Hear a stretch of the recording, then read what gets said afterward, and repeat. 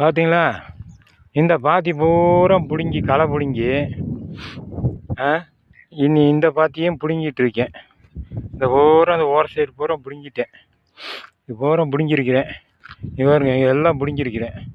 இன்னும் அங்கிட்டலாம் பிடுங்கணும். களையை பூரா பிடுங்கிட்டு அப்புறம் சாம்பல் கொண்டு வந்து போடணும். சாம்பல், வேப்பம் இலை, வேப்பம் புண்ணாக்கு இப்படியெல்லாம் போட்டாத்தே அந்த மண்ணுக்கு ஒரு சத்து கிடைக்கும், இயற்கை சத்து. விஷ மருந்துகள் அடித்தோம்னா அவ்வளோதான், போச்சுங்க, வியாதி தான் ஏற்படும். இப்போ அப்படித்தான் ஒரு ஆளாக பிடுங்குன்னு பிடுங்கிட்டேன். ஆமாம், இன்னும் கொஞ்சம் இருக்குது. இந்த இடையிலெல்லாம் பிடுங்கி வச்சுருக்கேன். நம்ம கட்டை இருக்குது பார்த்தீங்களா, முருங்கை கட்டை நேராக வச்சுருக்கேன்னா எல்லாம் தளைஞ்சிருக்கு. அப்படியே நேராக இருக்கிறதெல்லாம் அந்தந்த பாத்திக்கிட்டு அப்படியே பிடுங்கிருக்கிறேன். நீ நாளைக்கு வந்தால் ஃபுல்லாக எல்லாம் முடிச்சிடலாம். எல்லாம் பிடுங்கிட்டு இந்த கொஞ்சம் இந்த முட்டு மாதிரி முளைச்சிருக்கு பார்த்தீங்களா, என்ன பண்ணணும்,